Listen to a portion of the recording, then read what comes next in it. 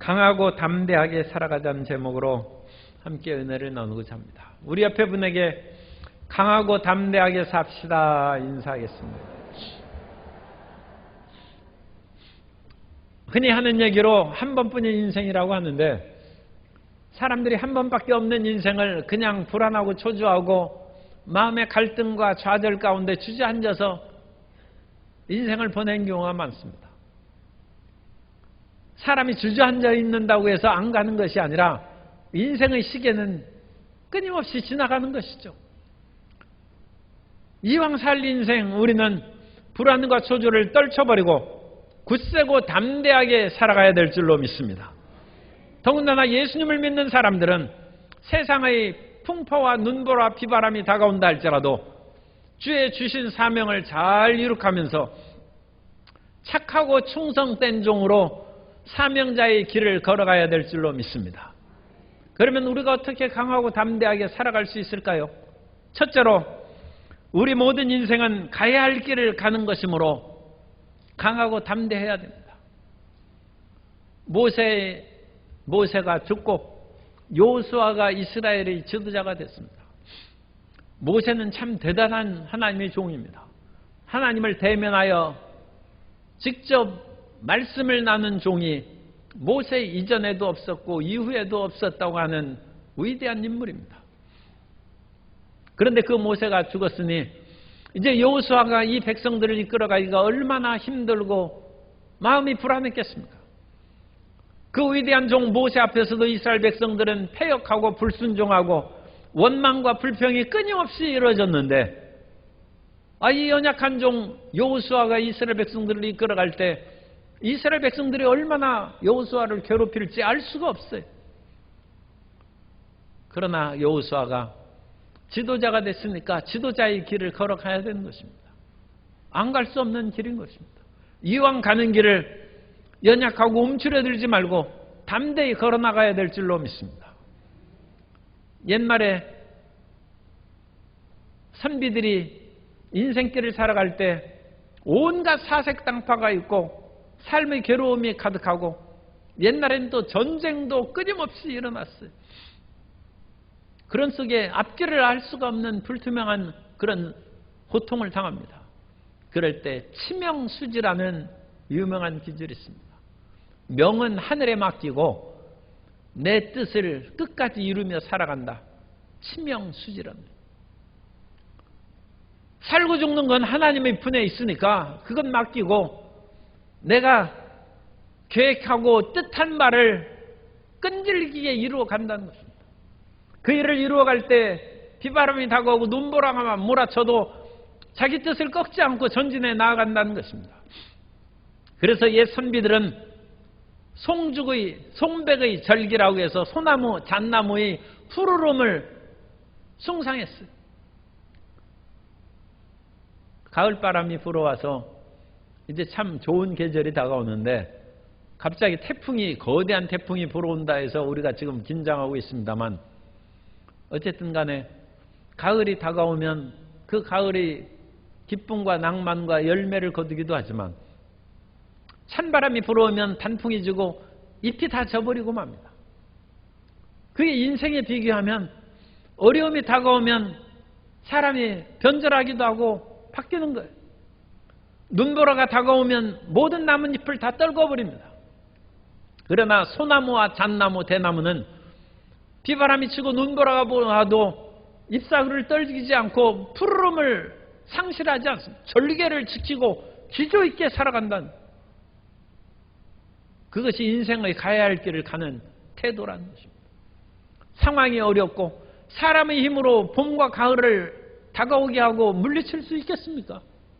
그러므로 추낙추동 이 모든 것들은 다가오기 마련인데, 그렇다고 해서 나의 지조를 꺾고 절개를 던져버릴 수 없다는 것입니다. 가야 할 길을 간다는 것입니다. 예수님께서도 이 땅에 오셨을 때 여러 가지 어려움을 당했지만 예수님께서는 그 가야 할 길을 끝까지 가셨습니다. 누가복음 13장 31절 이하에 보면, 곧 그때 어떤 바리새인들이 나와 이르되 나가서 여기를 떠나소서, 헤롯이 당신을 죽이고자 하나이다. 이르시되 너희는 가서 저 여우에게 이르되 오늘과 내일은 내가 귀신을 쫓아내며 병을 고치다가 제3일에는 완전하여지리라 하라. 그러나 오늘과 내일과 모레는 내가 갈 길을 가야 하리니 선지자가 예루살렘 밖에서는 죽는 법이 없느니라. 헤롯이 왕입니다. 예수님께서는 하나님의 아들이시지만 이 땅에 오셨을 때는 평범한 나사렛 목수로서 이 땅에 오셔서 사역을 시작하셨는데 왕이 죽일 수 있는 것이죠. 그러나 하나님의 일을 이루기까지는 헤롯이 어쩔 수 없다는 것입니다. 오늘과 내일과 모레는 내가 가야 할 길을 간다는 것입니다. 이왕 가는 인생 담대하고 배짱 있게 살아가는 성도 여러분 되시기를 주님 이름으로 축복합니다. 예수님께서도 제자 유혹이 있고 십자가를 지지 말라는 만류가 있었습니다. 그러나 예수님께서는 단호하게 베드로의 그와 같은 요청을 거절하시고 나는 십자가의 길을 간다고 마태복음 16장 22절 이하에서 말씀합니다. 베드로가 예수를 붙들고 항변하여 이르되 주여 그리 마옵소서 일이 결코 죽게 미치지 아니하리이다. 예수께서 돌이키시며 베드로에게 이르시되 사탄아 내 뒤로 물러가라. 너는 나를 넘어지게 하는 자로다. 내가 하나님의 일을 생각하지 아니하고 도리어 사람의 일을 생각하는도다 하시고 이에 예수께서 제자들에게 이르시되 누구든지 나를 따라오려거든 자기를 부인하고 자기 십자가를 지고 나를 따를 것이니라. 예수님께서는 어떠한 어려움은 위협이 다가오고 또 예수님의 갈 길을 만류하고 십자가를 지지 못하도록 만류하고 유혹하는 것이 다가와도 결연히 예수님께서는 그 길을 걸어가십니다. 예수님을 믿고 우리에게 주어진 그 모든 인생길을 우리는 걸어가야 됩니다. 어릴 때는 아침에 일어났는데 부모님이 싸우고 다퉈가지고 밥도 안 줘요. 그러면 어린 학생들이 아니 집안이 이런데 학교 가서는 뭐하나 해서 학교도 안 가려고 그래. 아니 집안이 어지러우니까 배워서 훌륭한 사람이 돼야죠. 아버지가 사업이 망해가지고 등록금도 없어요. 그래도 열심히 학교에 나가서 등록금 안 들어도 가서 배워야죠. 그래야 집안을 일으킬 거 아닙니까? 사람이 높은 지위에 오르면 가정이나 자기 개인의 눈물을 극복해야 됩니다. 나라를 이끌어가는 지도자들이 가정의 문제가 생겼다고 해서 아침 출근 안 하면 나라가 어찌 되겠어요?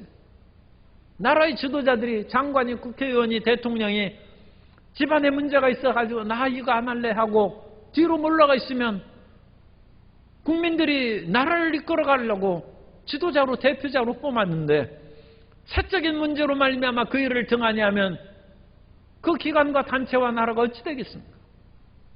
눈물 골짜기를 지날지라도 가야 할 길은 가야 되는 것입니다. 심지어 대제사장은 자기 부모님이 돌아가셔도 하나님께서 맡기신 일을 행하라는 것입니다.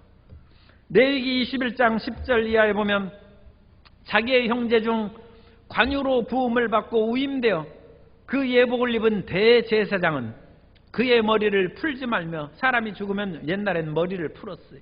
그의 머리를 풀지 말며 그의 옷을 찢지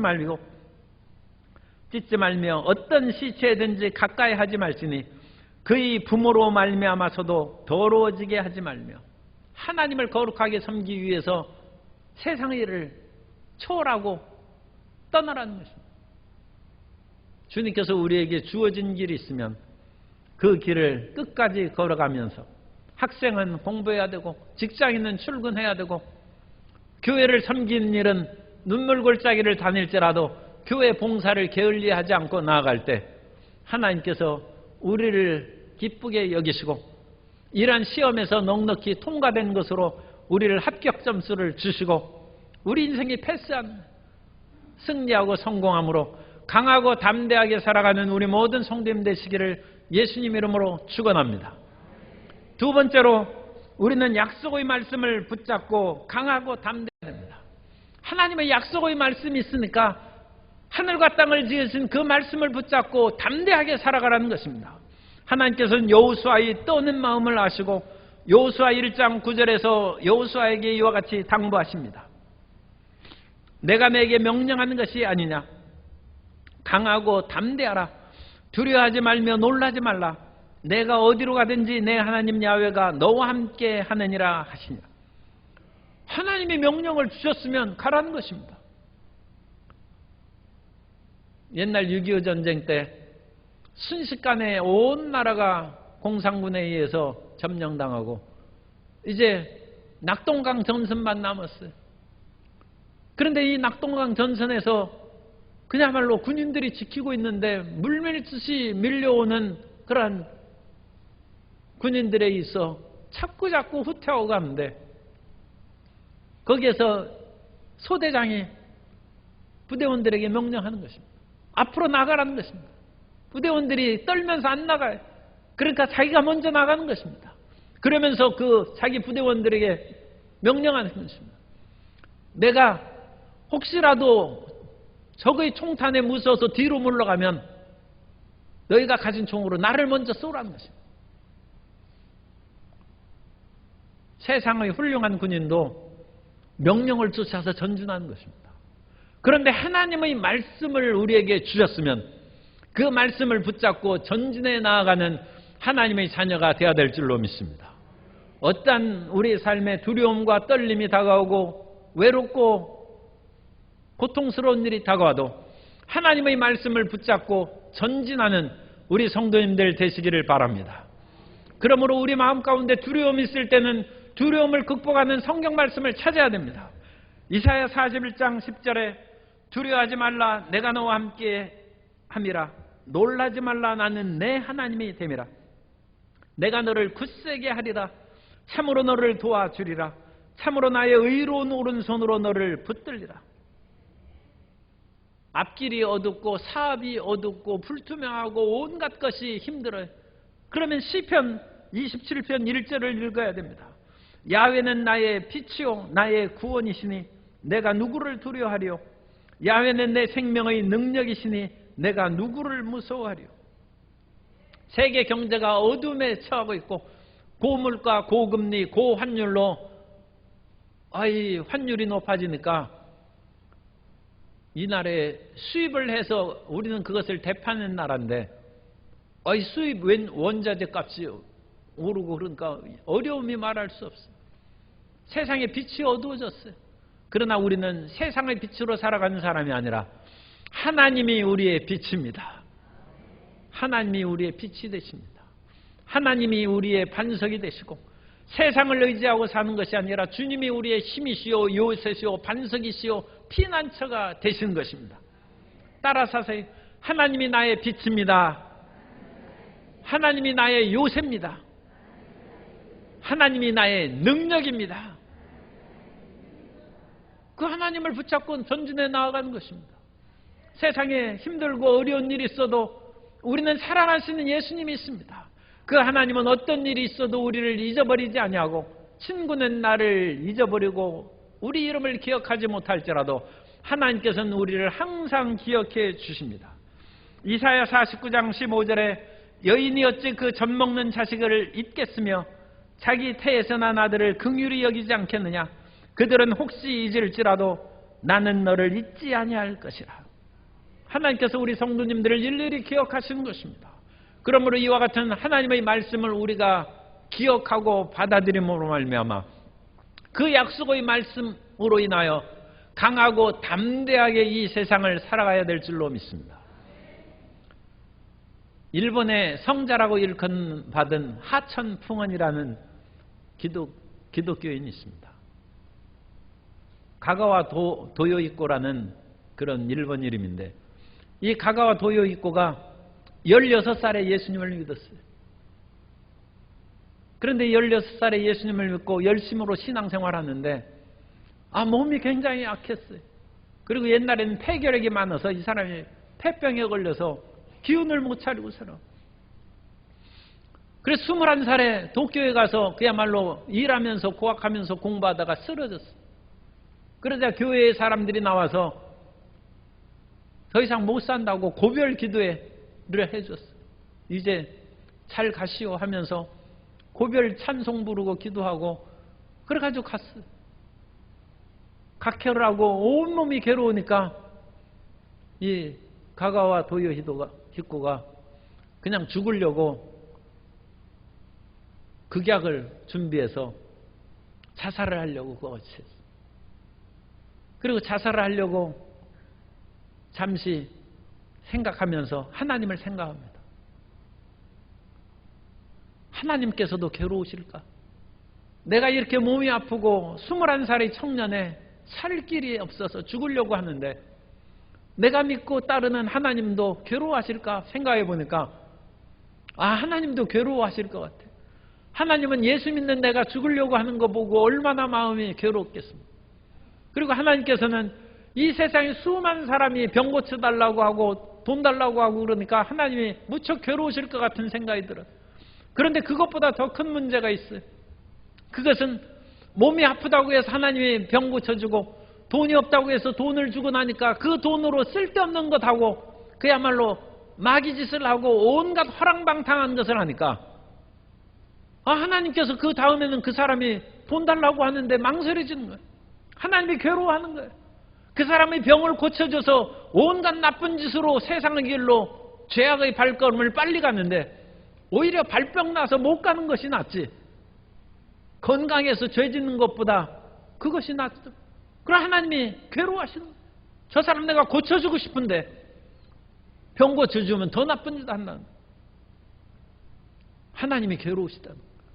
그러면서 가가와 도요히코가 생각합니다. 그러면 이것은 이제 가가와 도요히코가 한 말입니다. 그럼 하나님이 그렇게 괴로우시니 하나님이 자살하려고 하실까? 그러다가 정신이 번쩍 드는 하나님이 어찌 자살할 수가 있겠는가? 그 할 수 없는 이유는 하나님이 우리를 사랑하시기 때문이다.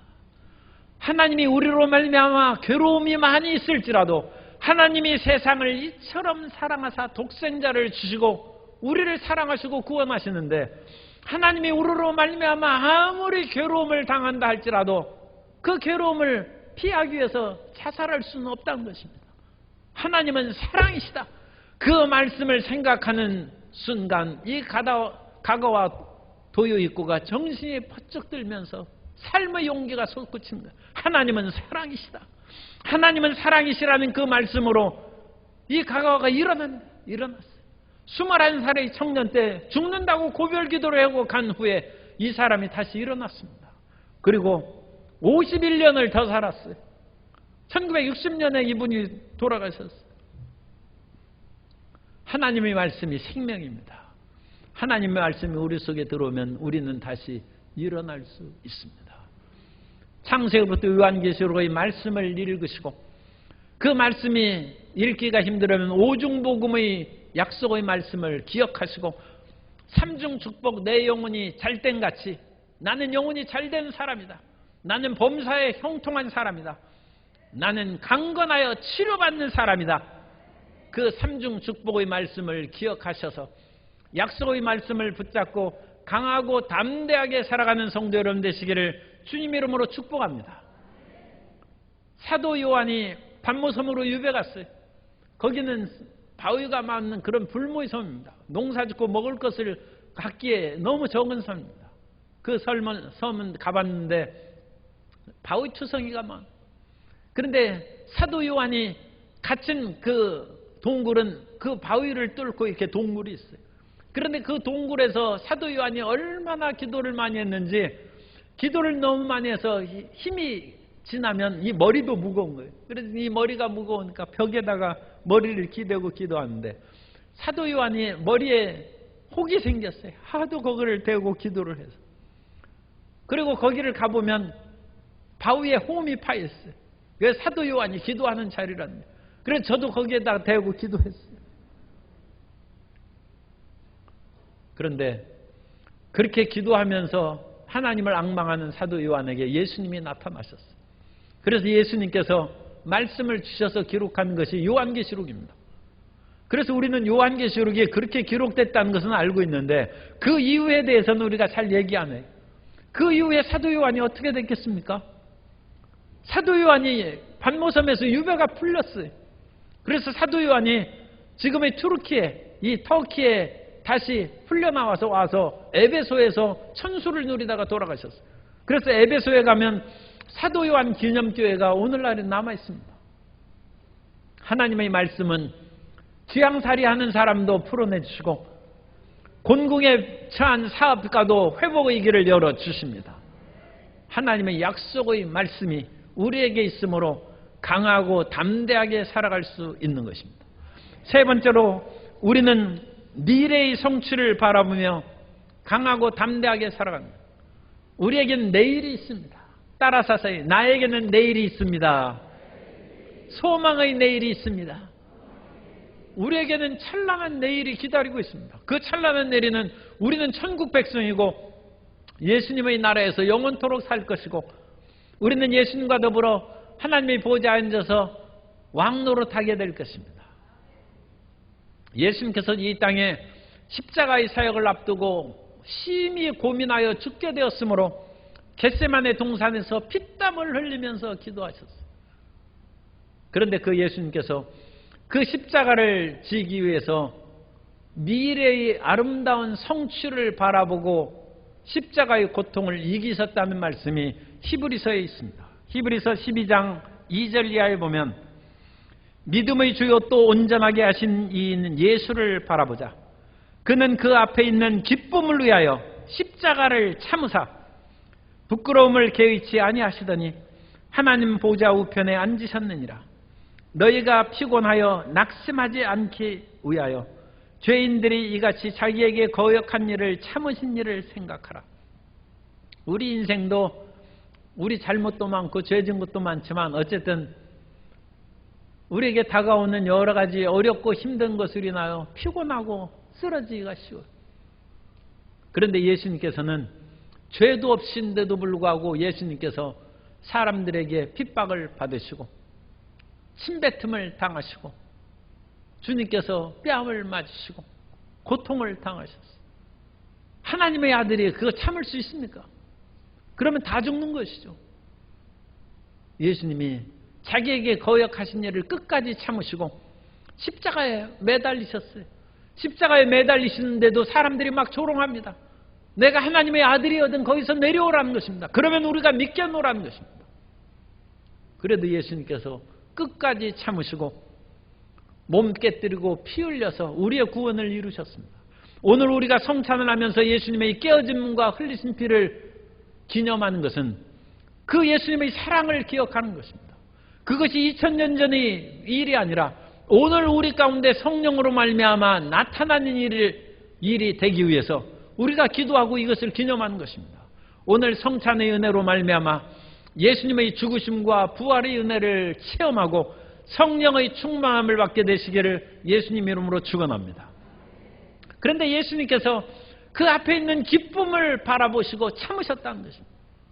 예수님의 십자가의 고난을 예언한 이사야 53장에서도 예수님께서 십자가를 참으시고 나중에 예수님으로 말미암아 수많은 사람이 구원받고 평화를 누릴 것을 기대함으로써 십자가의 사역을 완수한 것을 이사야 53장 10절 이하에서 말씀합니다. 야훼께서 그에게 상함을 받게 하시기를 원하사 질고를 당하게 하셨은즉 그의 영혼을 속건제물로 드리기에 이르면 그가 씨를 보게 되며 그의 날은 길 것이요 또 그의 손으로 야훼께서 기뻐하신 뜻을 성취하리로다. 그가 자기 영혼의 수고한 것을 보고 만족하게 여길 것이라. 나의 의로운 종이 자기 지식으로 많은 사람을 의롭게 하며 또 그들의 죄악을 친히 담당하리로다. 예수님의 십자가 일로 말미암아 오늘 우리 이 수많은 성도님들이 예수님 은혜로 우리가 구원받고 이 자리에 모여 있는 것입니다. 오늘날 지구상에 25억 명의 그 사람들이 예수님 믿고 구원받고 생명 은혜를 누리는 것입니다. 오늘 우리 한 사람이 열심히 일하면 그야말로 반도체나 사업에 크게 성공하면 그 사람만 성공해서 부자 되는 것이 아니라 온 나라가 사는 거예요. 우리 젊은 학생들이 있는데 이 학생들이 공부하고 학교 생활하는 것이 얼마나 힘듭니까? 그런데 열심히 공부해서 일어서면 온 집안이 일어서는 거예요.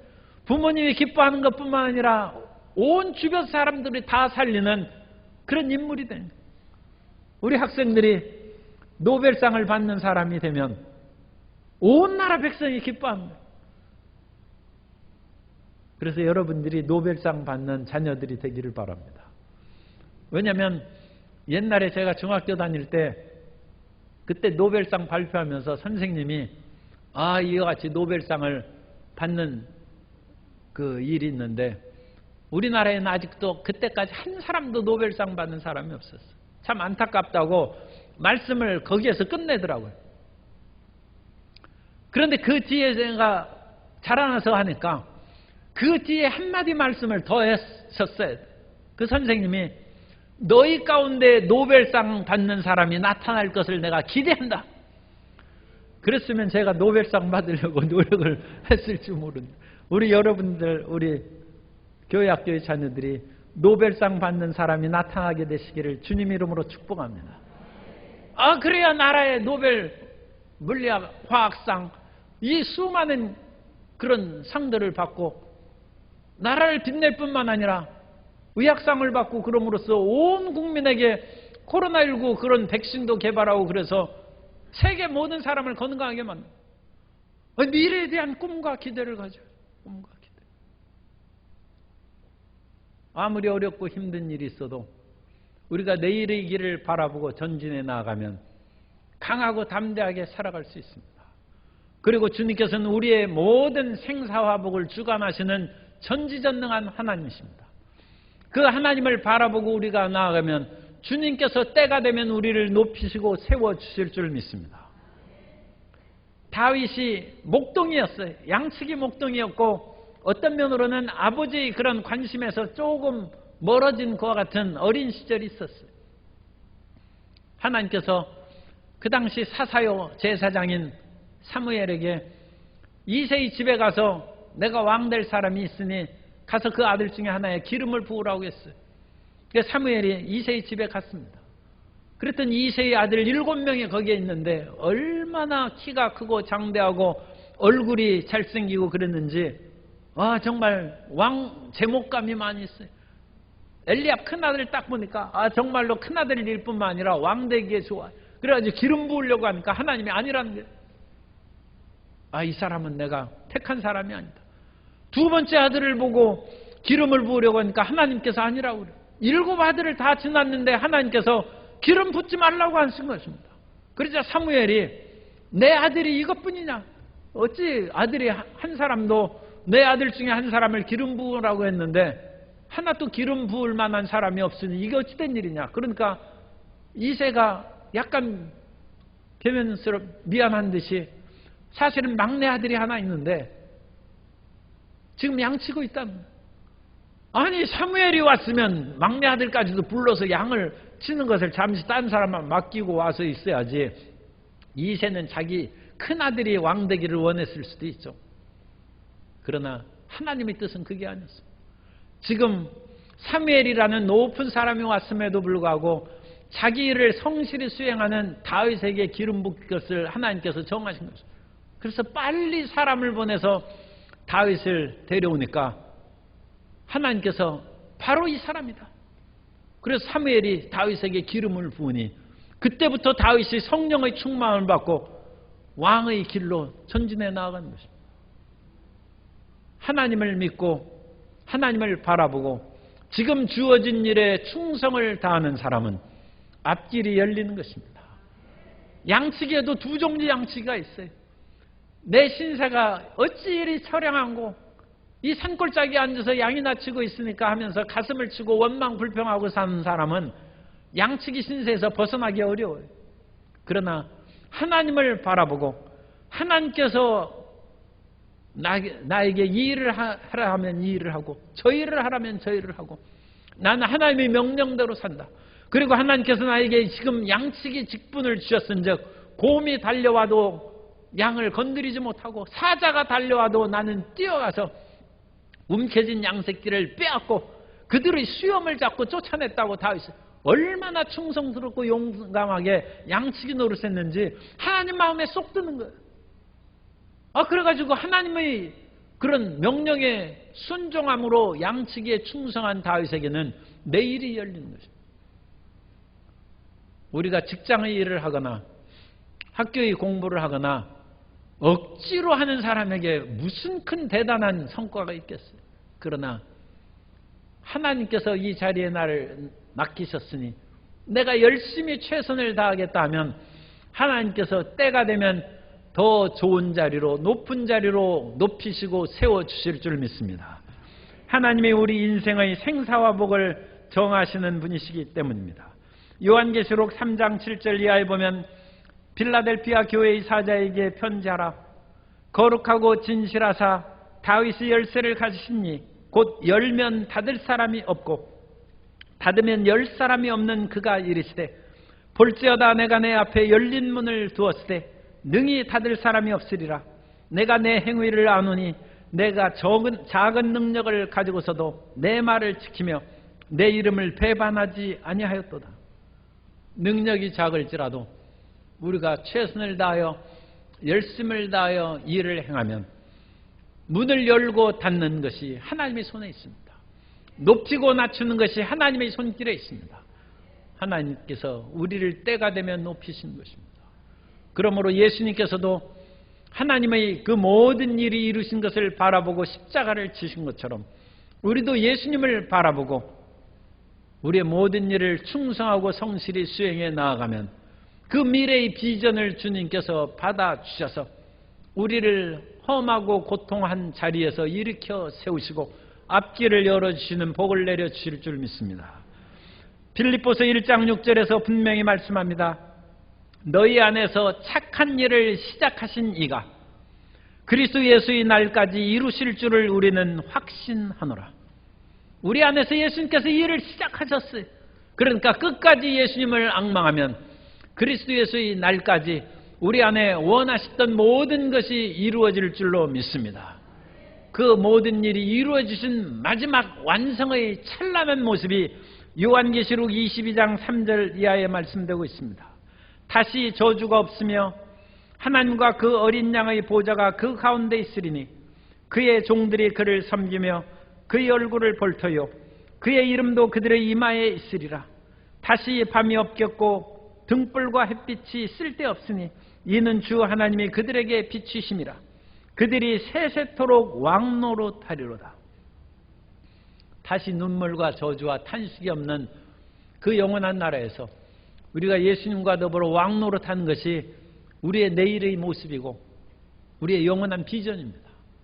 그러므로 이 비전을 바라보고 아니 나중에 왕할 사람이 좀 이 땅에서 담대하게 살아야죠. 하나님의 영광스러운 것이 우리 모든 성도님들에게 나타날 줄 믿습니다. 그러므로 낙심하고 좌절하지 아니하고 담대하고 힘차게 전진하는 모든 성도님 되시기를 바랍니다.